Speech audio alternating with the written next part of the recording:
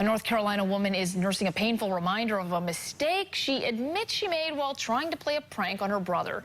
Peggy Fox said she thought her brother was joking around when she found a Trump campaign sign in what she thought was his front yard. So she played her own prank and removed it. Turns out, though, the sign was actually on a neighbor's property. And as she was leaving the yard, Fox wound up getting shot in the arm with a BB gun. The BB is still lodged in her arm. Excruciating pain in my arm, and I looked up and I heard this gentleman yelling at me. The neighbor has been charged with misdemeanor assault. He says he bought the BB gun to fend off stray cats. He also says he feels he was right in taking aim at the woman because he says he was defending his property.